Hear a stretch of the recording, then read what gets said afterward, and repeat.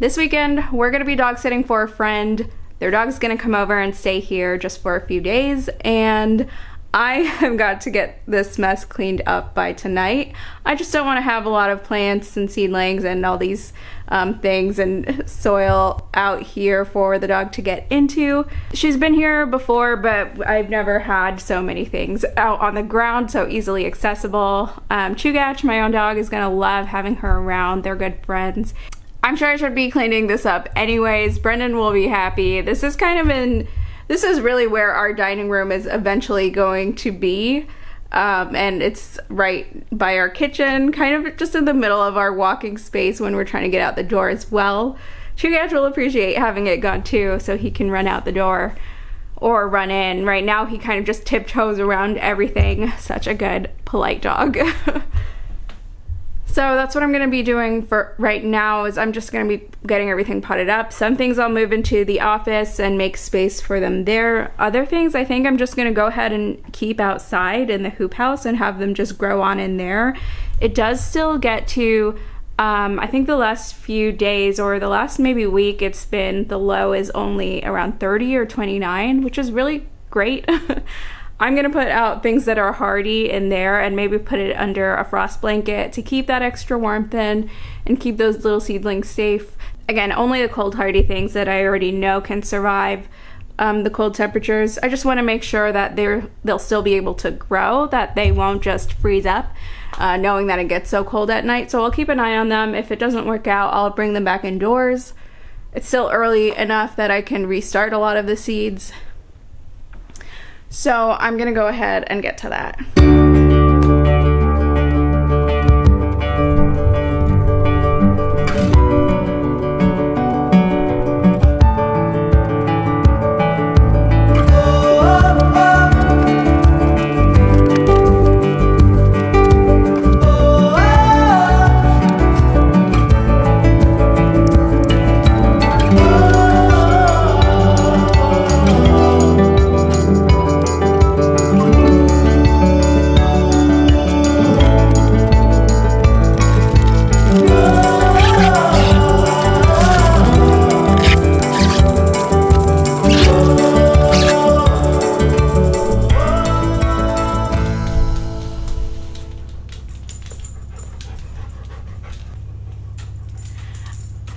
Just kidding. So I did get a lot of things moved out into the hoop house.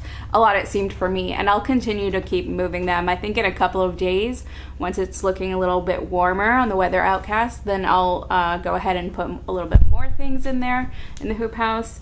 But it still is a lot here in the kitchen, in the dining room.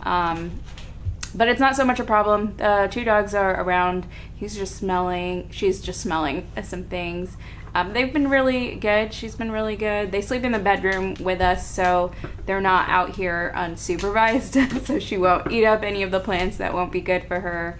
It's been just fine. Anyway, yesterday I also went ahead, while I was in the spirit of moving things, I figured I would plant up some of my beets. They're called Early Wonder, and they start to germinate really well, and I know that beets you can plant out before, several weeks before the first frost, that's what it is for us right now. And I just went ahead and opened up my patio planter. We had a greenhouse cover covering over it. I have a previous video of me and my boyfriend putting that up and setting it up. So I checked underneath there. It looks like there are still some green onions growing. They survived. The tops died off. It looks a little gross at the bottom, but the new growth is really healthy looking. So I was very surprised to find that there. There were also some carrot tops that were just dead, and the carrots underneath are dead too. Carrots can survive over winter. Some carrots, if they're in the ground and protected enough. These ones in the raised planter are all mush. But that's fine. The soil is very workable. It's pressed up against the house, so it gets the radiant heat from the house at night. It also has that cover to contain some heat, any heat that the container and that soil in the container absorbs from the sun during the day. And that greenhouse plastic is pretty thick. I'll link it what I used below, but it really traps a lot of heat in. It gets pretty hot. I moved one of the thermometers from the garage where I already know the temperature, one of the Gobi hygrometers. I moved it up into the raised planter just so I can check up on it.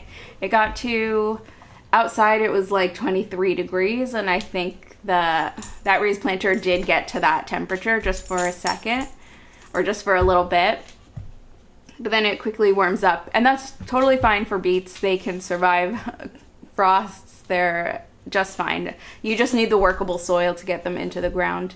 And I know that the warmth during the day will allow them to grow.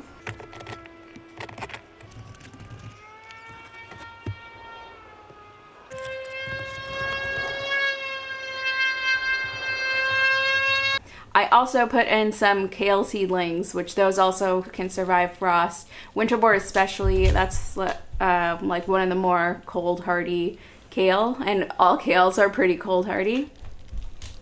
So I got that and a dinosaur kale called Black Magic. I got a few of those plants in there. I know that maybe I'm planting them a bit too close together, but I don't expect these plants to get very big. I have a lot of seedlings for kale, so I'll eventually be, maybe, I might eventually take them out, or I don't mind them staying a smaller size. And the way I planted it, I think this year I'm gonna do like a few tiers on that raised planter. Not necessarily have the soil level at different tiers, but I'll have like the front row, which is the side furthest away from the house, from the back wall of it. So the most frontward facing one. I'll have a middle row, and then I'll have a back row. And in the back row, everything's gonna be the tall stuff. So like those kale are in the back row. The middle row will have those medium height plants. So the beets are kind of those. In the front row, I'm going to do shorter, just leafy greens, things like that. So spinach, I think. It's nice because the walls of the planter, or I didn't fill the planter up with potting mix all right to the top. So there's some shade that it'll get, and if I'm gonna grow spinach or other leafy greens like lettuce in there, then it needs that shade. So I'll be putting those at the most frontward position, and I'll just see how it goes this year. Hopefully I can get a lot. I'm very happy that I'm starting to plant out in that. I think I'll go direct seed some carrots as well. I'm thinking also to put like the patio baby eggplants up in there, maybe a few peppers, and have the greenhouse plastic covered and insulated during the colder nights if they are in there. Just because that spot gets so much sun and it gets really hot during the day. So I'm hoping they'll do well there. They're quite compact plants, the patio baby eggplants and some of the pepper varieties. A lot of peppers you can keep like trimmed up to a smaller height. The pepper plants here don't have a chance really to get that big anyways. Hopefully they'll have their best shot in the hoop house. We'll just see, but I have a lot of peppers that I want to be growing this year, and a lot of space is already going to flowers in the hoop house. Before I planted up the beets and kale in that raised planter, I amended the soil a little bit just in the areas where I was planting. I used ancient soil from Elm Dirt. They did send that out to me, so I appreciate that. And I'm just trying things out, seeing how I like it. It says on the packaging you can mix it 20% of that ancient soil and 80% of your preferred potting mix, or you can just be adding it as you're planting things in. I just did it to the area that I knew I was going to get things planted in and sort of roughed it into that potting mix that existed. I think as I plant more things, I will try and amend that soil more, just because in the first place, I think I used some used potting mix in there to fill it up to begin with. And also it had a lot of things growing in it last season, and just recharging the soil a bit.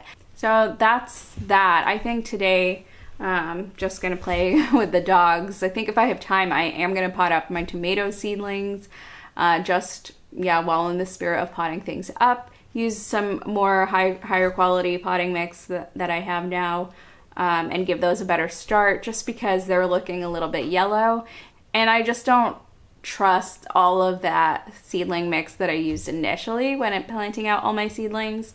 And I have been learning more and more that using good quality a potting mix for starting your seedlings, setting your seedlings up for like a good vigorous growth later in their life, that's really important. So using living soil, a mix that has microbes, has fungi that are good for the plants, that can protect it from any diseases and really lead to an overall healthier plant. That's what I'm looking to do. And hopefully I'll do the same for those. I have a lot of snapdragons that have just been stunted and don't look great. Some of them are doing well and some of them aren't, and I'm pretty sure it's the potting mix that I was using. So that's what I'm up to for now, potting up, starting to plant in that raised planter, have a bunch of flowers now, cool flowers planted in the hoop house. A lot more to do soon, and just taking care of all my little baby seedlings. Well, thanks for watching. I'll see you in the next video. Bye.